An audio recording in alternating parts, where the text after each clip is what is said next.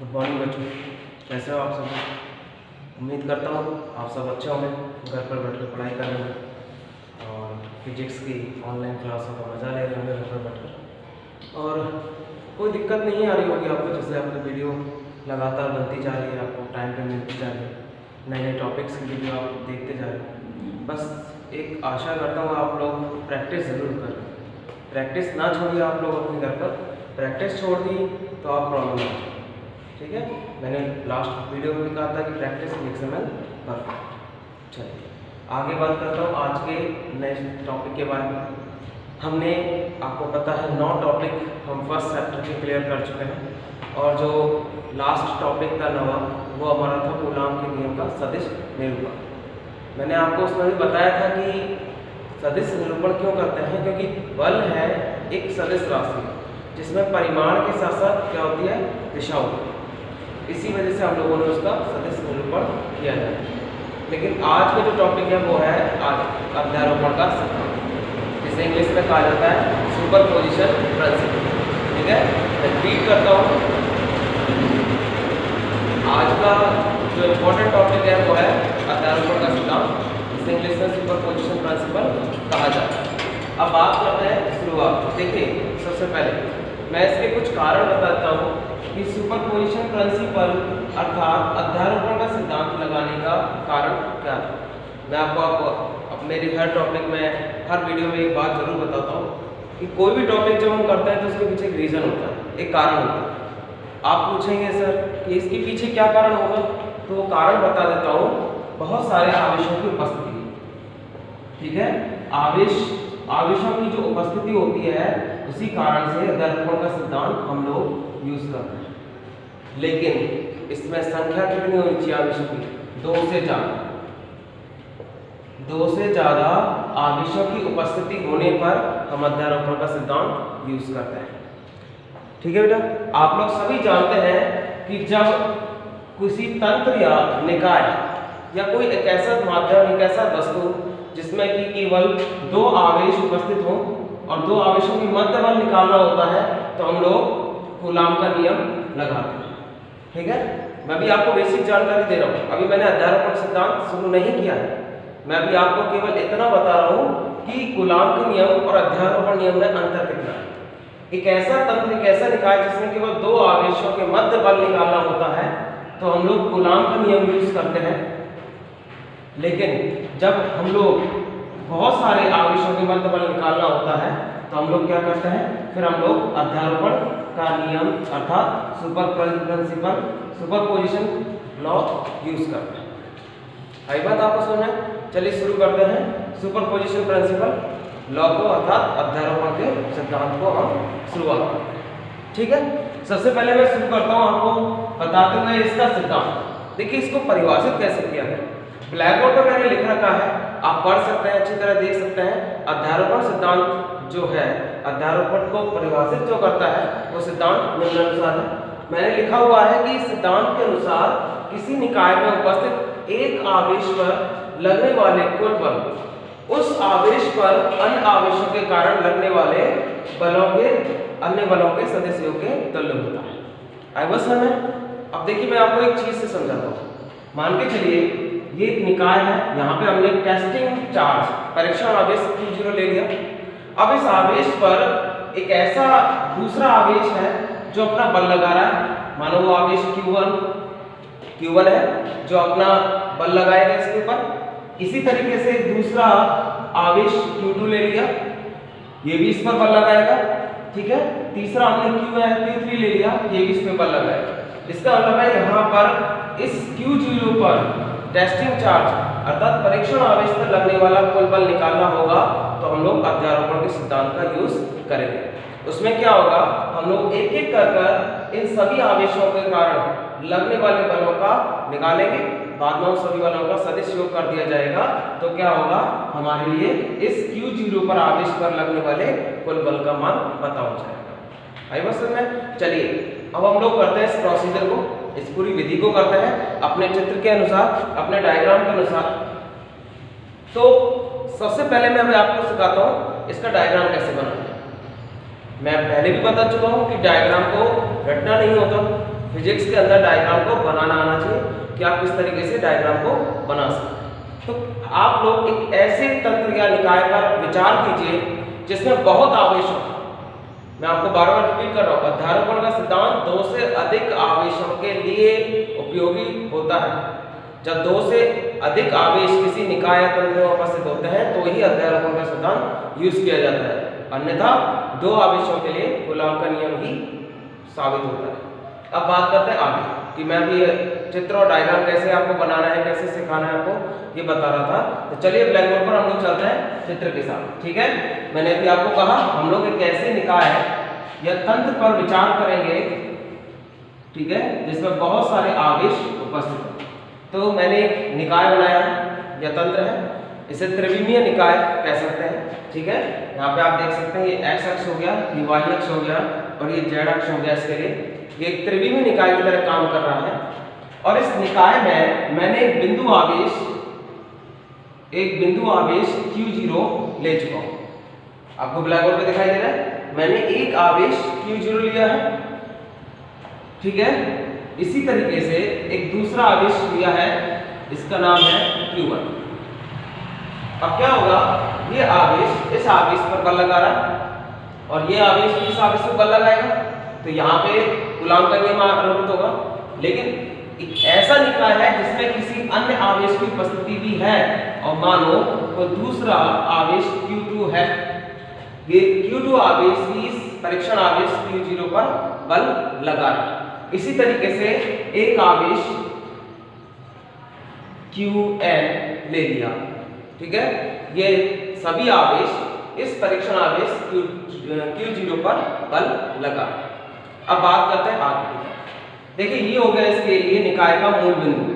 इसके सापेक्ष इन्हीं सभी आवेशों की जो दूरियां हैं, स्थिति सदिश है, वो कितनी होंगी। ये परीक्षण आवेश Q0 है तो इसकी मूल बिंदु से दूरी कितनी हो जाती है, वो दूरी मान लेना ये r0 वेक्टर। आई बात समझ में। अब मूल बिंदु के सापेक्ष इन्हीं सभी आवेशों की कुल दूरियां अर्थात स्थिति सदिश निकाली जाएगी। तो मानो परीक्षण आवेश की जो मूल बिंदु O से दूरी है वो r0 वेक्टर है। इसी तरीके से Q1 आवेश की जो मूल बिंदु से दूरी है वो r1 वेक्टर है और Q2 आवेश की मूल बिंदु से O दूरी जो है वो r2 वेक्टर है, ठीक है। और इसी तरीके से Qn वेक्टर की या Qn आवेश की मूल बिंदु से दूरी आपके लिए Rn वेक्टर दे रहे हैं। आया बात समझ में। मैंने अलग अलग आवेश दिए हैं और इन सभी आवेशों की मैंने मूल बिंदु से दूरियां निकाली हैं। मूल बिंदु से दूरियां जो है वो मैंने आपको प्रदर्शित कर चुका हूं, आप डायग्राम में देख सकते हैं। अब बात करते हैं इन सभी आवेशों के कारण लगने वाले बलों के बारे में, ठीक है। इन सभी आवेशों के कारण लगने वाले बलों के बारे में माना यहाँ पे जो Q1 आवेश है Q0 आवेश पर एक बल लगा है, तो इन दोनों आवेश के मध्य जो बल लग रहा है माना उसकी दिशा Q1 आवेश के द्वारा Q0 आवेश पर लगने वाले बल की दिशा Q0 की तरफ है। तो इस तरीके से एक बल इस दिशा में काम करेगा क्योंकि Q0 भी एक धनात्मक आवेश है और Q1 भी एक धनात्मक आवेश है। तो क्या होगा, प्रतिकर्षण बल लग रहा है तो जो Q1 से बल की दिशा है Q0 की तरफ होगी, इंगित होगी, जिसे हम लोग दिखा सकते हैं बल की दिशा को F01 वेक्टर के द्वारा।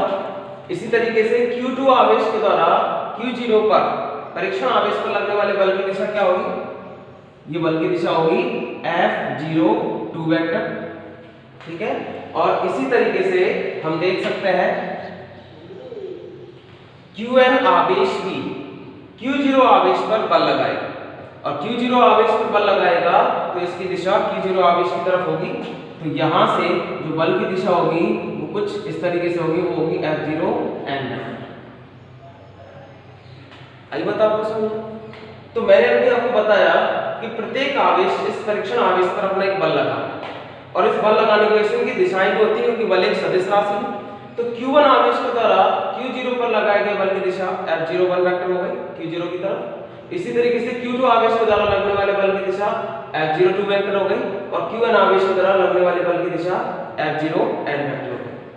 अब बात करते हैं स्थिति सदिश के द्वारा, ठीक है। अब बात करते हैं यहाँ पर स्थिति सदिश के बनते हैं। अब दो आवेश हैं और उनका स्थिति सदिश अलग अलग तरीके से दे रखा होगा या अलग अलग दिया हुआ है। आप देख सकते हैं यहाँ पे Q1 और Q0 के मध्य का स्थिति सदिश क्या हो जाएगा। मैंने आपको पहले ही बताया है स्थिति सदिश क्या होता है, दो बिंदुओं के मध्य की दूरी, यानी कि किसी बिंदु के सापेक्ष किसी अन्य बिंदु के बीच की दूरी को ही स्थिति सदिश के द्वारा दर्शाया जाता है, जिसे एक विस्थापन कहते हैं। विस्थापन भी क्या है, एक सदिश राशि। तो Q1 से शुरुआत होकर क्रिया खत्म हो रही है Q0 पर, तो इन दोनों के जो मध्य अंतर होगा वही इनका क्या होगा, स्थिति सदिश, और उसे किससे दिखाया जाएगा, R01 वेक्टर से। ठीक है बेटा, यहाँ पे दोनों की स्थिति सदिश हो चुकी है। इसी तरीके से Q2 के द्वारा Q0 पर लगने वाला स्थिति सदिश कितना होगा, R02 वेक्टर, और Qn के द्वारा Q0 पर लगने वाला स्थिति सदिश कितना होगा, R0n वेक्टर। आप सबको समझ में आ रहा है। डायग्राम देखिए, हो सकता है डायग्राम आपको कॉम्प्लेक्स लग रहा है, लेकिन आपको डायग्राम अगर बनाना आ गया, आप धीरे धीरे डायग्राम की शुरुआत कीजिए। सबसे पहले परीक्षण आवेश लिखिए, उसके बाद अन्य आवेश लेकर उन पर बल की दिशाएं बताइए और उनके स्थिति सदिश बता दीजिए। ठीक है, तो इससे आपका डायग्राम बनके तैयार हो जाएगा। दिखने में मुझे ये कॉम्प्लेक्स लग रहा हो, आपको दिक्कत हो रही हो समझने में, लेकिन आप जितनी बार इसे घर पे ट्राई करेंगे, बना के देखेंगे, उतना ही आपको हेल्पफुल होगा ये आपके लिए। तो हम लोग अब क्या करेंगे, सिद्धांत की शुरुआत कर रहे हैं और सिद्धांत को किस तरीके से इसका विधि माना जाएगा, किस तरीके से मैं सत्यारोपण सिद्धांत को कर रहा हूँ, आप धीरे धीरे देखते जाइए। ठीक है ना, आपको पता चलेगा किस तरीके से सिद्धांत को आगे बढ़ाना है। चलिए अब बात करते हैं फर्स्ट ऑफ ऑल। मैंने अभी आपको बताया कि किसी भी अध्यारोपण सिद्धांत के अनुसार किसी भी निकाय में उपस्थित आवेश पर अन्य आवेशों के द्वारा लगने वाला बल, कुल बल, उन सभी आवेशों के द्वारा लगने वाले बलों के सदिश योग के तुल्य होता है। तो माना यहाँ पे Q0 आवेश पर, मैं आपको लिखकर दिखा रहा हूं, Q0 आवेश पर लगने वाला कुल बल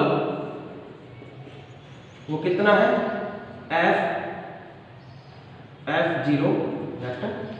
ठीक है, यहां पर क्या है, Q0 आवेश पर हम निकालेंगे। Q0 आवेश का एक परीक्षण आवेश लिया गया और वो एक ऐसा परीक्षण आवेश है जिस पर अन्य आवेश ही अपना अपना बल लगा है। अब क्या होगा, उसका संपूर्ण बल निकाला जाएगा कि Q0 पर कुल बल कितना लग रहा है। तो माना Q0 पर लगने वाला जो संपूर्ण बल है वो कितना है, F0 वेक्टर। तो सिद्धांत के अनुसार क्या होगा, सिद्धांत के अनुसार क्या हो जाएगा, F0 वेक्टर की वैल्यू किसके बराबर आएगी, उन सभी बलों के द्वारा लगने, उन सभी आवेशों के द्वारा लगने वाले अलग अलग बलों के सदिश योग के तुल्य के बराबर आएगा। तो F0 वेक्टर किसके बराबर आएगा, परीक्षण आवेश, सॉरी Q1 आवेश के द्वारा लगने वाला बल जो Q0 पर आवेश में लग रहा है वो कितना होगा, F01 वेक्टर। ठीक है, ये प्रथम बल है, ये आवेश नंबर प्रथम, यानी कि Q1 आवेश के द्वारा Q0 आवेश पर लगने वाला जो बल है वो कितना है, F01 वेक्टर। इसी तरीके से Q2 आवेश के द्वारा लगने वाला बल कितना हो जाएगा, F02 वेक्टर। आगे बात आपको समझना है, यहाँ पर आप देखते जाइए, मैं आपको क्या बता रहा हूँ, ये जो बल है वो Q1 से Q0 पर लगा है, यहाँ पे जो बल है वो Q2 से Q0 पे लगा है। इसी तरीके से आप देखेंगे जो लास्ट अंतिम बल लग रहा है वो अंतिम आवेश के द्वारा लग रहा है, और अंतिम आवेश कौन सा है, Qn आवेश। तो इसी तरीके से उसमें जो बल हो जाएगा वो कितना हो जाएगा, F0n। यहाँ पे जो बल लग रहा है वो Qn आवेश से Q0 पर लग रहा है। आप देख सकते हैं इस समीकरण को एक नंबर देखकर आप देख सकते हैं, मैंने समीकरण में क्या लिखा है कि सिद्धांतानुसार F0 वेक्टर बराबर F01 vector plus F02 vector plus dot dot dot F0n vector. ठीक है, यहाँ पे अनगिनत अनंत आवेश Q0 आवेश परीक्षण आवेश पर अपना अपना अलग अलग बल लगा है। अब क्या होगा, एक ऐसा निकाय बन जाएगा जहां पर एक संपूर्ण कुल आवेश कुल बल का मान निकाला जाएगा। अब वो कुल बल का मान किस आवेश में निकाला जाएगा, वो होगा हमारा परीक्षण आवेश कि इस बिंदु पर, इस परीक्षण बिंदु पर कितना बल उपस्थित है। तो अब क्या करेंगे, हमने देखा यहाँ पे मैंने आपको लिखा कि F01 वेक्टर। अब F01 वेक्टर क्या है, वो बल जो Q1 से Q0 पे लगाया है। आपको समझ में आना चाहिए, मैंने एक बल लगाया है, वो कितना है F01 वेक्टर। ये किससे लग रहा है, ये Q1 आवेश से Q0 आवेश पर बल लग रहा है। इसी तरीके से क्या है F02 वेक्टर, ये एक बल है जो किसके द्वारा लग रहा है, Q2 के द्वारा लग रहा है। किस पर लग रहा है, Q0 पे लग रहा है। ठीक है, आप समझ में है, ये Q2 आवेश के द्वारा Q0 पे बल लग रहा है, तो वो कितना है F02 वेक्टर। और अंतिम बल आवेश कौन सा है, Qn वेक्टर, Qn आवेश है। तो Qn क्या करेगा, इसी तरीके से Q0 आवेश पर बल लगाएगा और वो बल का मान होगा F0n। और मैंने इन सभी का क्या कर दिया है, सदिश योग कर दिया। इन सभी को क्या कर दिया है, योग कर दिया है, ऐड कर दिया, जोड़ दिया। लेकिन अब बात करते हैं यहाँ पर इन सब की वैल्यूज क्या है, इन सब की वैल्यूज क्या निकलेगी। ठीक है, वैल्यूज क्या है, इनका मान कितना होगा। तो इनका मान कैसे निकालेंगे हम लोग, वो निकलेगा कूलॉम के नियम से। ठीक है, सभी बलों के मान, सभी बलों के मान कूलॉम के नियम से निकालेंगे, कूलॉम के नियम से निकलेंगे। मैंने यहाँ पे नोट लिखा हुआ है, आप देख सकते हैं। अब क्या होगा, इन सभी अलग अलग बलों का मान निकलेगा, लेकिन वो निकलेगा कूलॉम के नियम से। अब कूलॉम का नियम क्या है, मैं आपको फिर से एक बार और एक्सप्लेन कर दूं। यहाँ पे कूलॉम का नियम क्या होगा, और आपको भी मैं उम्मीद करता हूँ आपसे भी कि आपने कूलॉम 7वें नंबर का जो टॉपिक है उसे पढ़ा होगा और आपको याद भी होगा कि कूलॉम ने 1785 में एक नियम दिया था। उसने बताया था कि यदि किसी निकाय में कोई दो आवेश उपस्थित हो, उसने कहा था यदि किसी निकाय में कोई दो आवेश उपस्थित हो तो उनके मध्य लगने वाला बल उन दोनों आवेशों के गुणनफल के समानुपाती तथा उनके बीच की दूरी के वर्ग के व्युत्क्रमानुपाती होता है। तो हम लोग जानते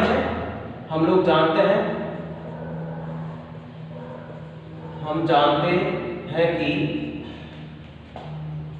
F बराबर, ठीक है, F बराबर K Q1 Q2 upon R square. ठीक है, ये क्या है, कूलॉम का नियम, कूलॉम का नियम। मैंने ये आपको ओरली बोल के भी बताया और लिख के भी दिखा दिया कि जो कूलॉम का नियम होता है उसमें विद्युत बल F का मान किसके बराबर होता है, K दोनों आवेशों के गुणनफल, ठीक है, और R स्क्वायर। या R क्या है, दोनों आवेशों के मध्य की दूरी। तो इस प्रकार F01 वेक्टर कितना हो जाएगा। ठीक है, अगर हम देखें F01 वेक्टर यानी कि कूलॉम के नियम से प्रथम बल F01 वेक्टर का मान निकाला जाएगा तो वो किसके बराबर होगा, K, क्योंकि ये तो नियतांक है, ये चेंज नहीं होगा। ये तो कितने भी आवेशों में कोई से भी दो आवेशों के मध्य जितने बल आ जाए उनमें ये तो नियतांक है, इस मान का तो चेंज होना असंभव है, ये तो नियत वैल्यू है।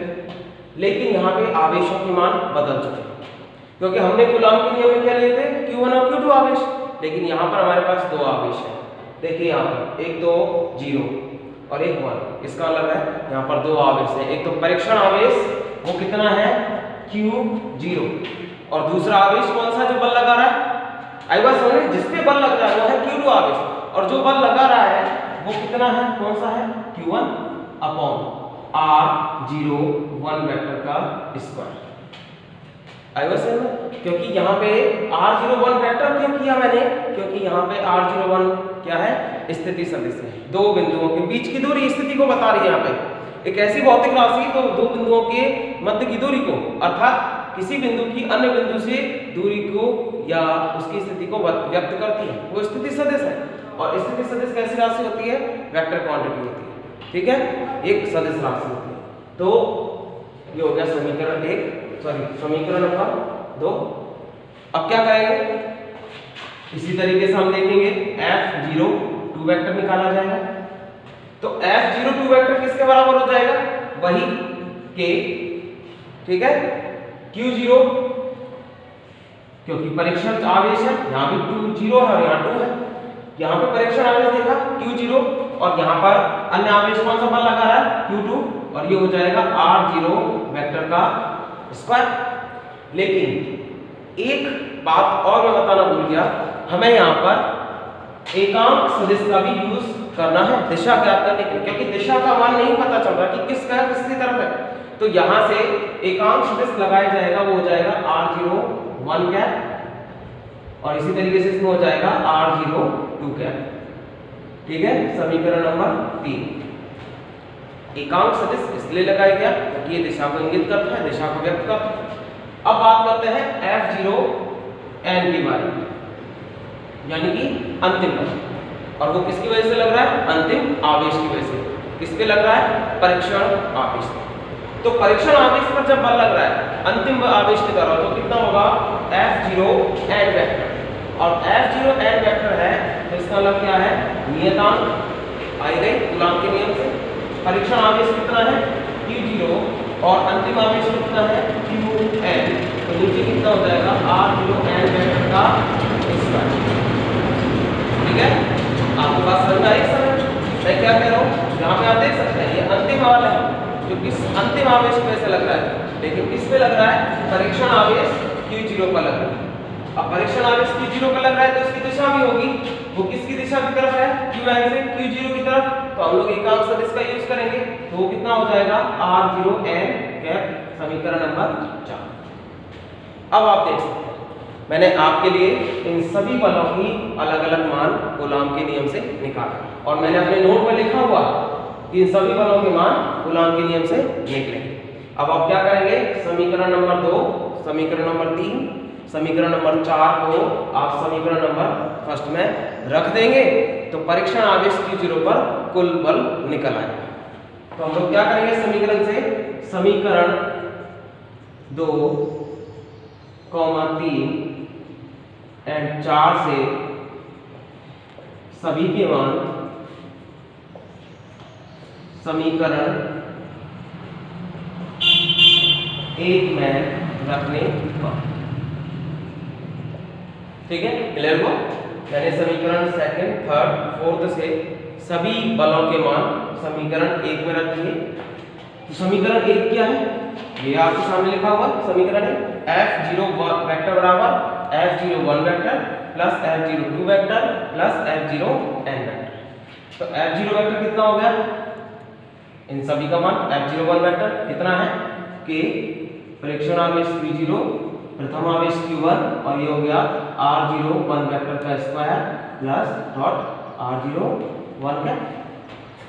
समीकरण नंबर 3 में देखिए F02 का मान, तो ये कितना हो जाएगा, कि Q0 Q2, ठीक है, अपॉन R02 वेक्टर R02 का।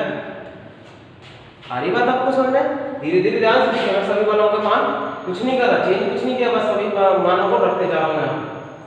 इसी तरीके से आप आगे बढ़ाइए और देखते हैं अंतिम जो मान होगा वो कितना होगा, F0n का, तो कितना होगा, कि Q0 Qn upon R0n vector का स्क्वायर R0n आया। इसका मतलब क्या है, F0 वेक्टर कितना होगा, इन सभी बलों के मान के बराबर होगा। और देखिए इसमें से जो कॉमन राशि वो बाहर आ जाती है, बाकी सभी का क्या होगा, समेशन लगाकर सदिश योग लगाकर हम लोग इसको जोड़ देते हैं, तो इसका मान कितना हो जाएगा, अंतिम समीकरण क्या निकलेगा, इसका अंतिम इक्वेशन, इसमें कॉमन राशियां बाहर आ जाएगी। इसमें सभी में देखिए आपकी कॉमन वो बाहर आ चुका है, और इन सभी में एक बात और कॉमन है, क्योंकि परीक्षण आवेश कर लेंगे सारे बार, तो परीक्षण आवेश भी कॉमन भौतिक राशि है, तो वो बाहर आ जाएगी, तो कितना होगा Q0 बाहर आ गया। ठीक है, तो क्या रहेगा अंदर रह जाएगा आपके लिए Q1 अपॉन R01 वेक्टर का होल स्क्वायर, और ये हो जाएगा R01 क्या प्लस दूसरा क्या हो जाएगा Q2 अपॉन R02 वेक्टर का स्क्वायर R02 क्या, और अंत में क्या बचेगा, ये बचेगा Qn अपॉन R0n वेक्टर का स्क्वायर R0n। ठीक है, अब बात करते हैं अंतिम। अभी इनका हम लोग सदस्योग और करना है, तो सदस्योग करने के लिए क्या करेंगे हम लोग, F0 वेक्टर तो वो है, कॉमन जो राशि है वो आपके सामने 1 अपॉन या k Q0 लिखा हुआ है। देखिए किताब में k Q0 भी दे रखा है और किसी बुक में k का मान भी रख चुके हैं, तो k का मान आप लोग सभी जानते हैं, मैं लिख देता हूँ। k का मान क्या होता है 1 अपॉन 4 पाई एप्सिलॉन नॉट। ठीक है, समानुपाती वेदांत का मान है। अब बात करते हैं आगे। ठीक है, यहाँ पे देखिए आगे किस तरीके से लिखा जाएगा। ठीक है, अब बात करेंगे आगे, तो यहाँ पे समेशन का साइन आ जाएगा, ये आपके समेशन का साइन आ चुका है, समेशन का साइन सदस्यों के योग को दिखा रहा है। अब क्या है R0n यहाँ सॉरी Q इंटीग्रल, क्योंकि अंतिम आवेश हमने लिखा, सदस्य योग कर दिया, इंटीग्रल कर दिया, उनका अंतिम मान निकाल लिया, समाकलन कर दिया। इसी तरीके से इसका क्या हो जाएगा Ri वेक्टर का स्क्वायर हो गया Ri। तो आप देख सकते हैं यहाँ पर एक वैल्यू बन रही है। इस समीकरण को नाम 5 देकर ये समीकरण 5 क्या व्यक्त कर रहा है, अध्यारोपण के सिद्धांत को। आगे बात आपको समझ में, यहाँ पे समीकरण नंबर 5 के व्यक्त कर रहा है, अध्यारोपण का सिद्धांत को व्यक्त कर रहा है। इससे आपको पता चल रहा है कि सभी सदिशों का योग सभी बलों का सदिश योग करने पर हम परीक्षण आवेश Q0 पर बल निकाल सकते हैं। एक बात और इम्पोर्टेंट नोट बता देता हूँ। ठीक है, आप इस बात को भी नोट कीजिए, क्या है उसमें एक बात है कि अध्यारोपण का सिद्धांत, इस नाम को या आवेशों का सदस्य अध्यारोपण के सिद्धांत से भी कर सकते हैं, और बुक्स में 2 नाम और दे देते हैं, समांतर चतुर्भुज के नियम से भी इसका योग किया जा सकता है मैथमेटिकल फॉर्म के अनुसार, और बहुभुज नियम लगाकर भी हम इस आवेशों के मान को या आवेशों को लगने वाले बल के मान को निकाल सकते हैं। ठीक है, आई होप आपको पसंद आए।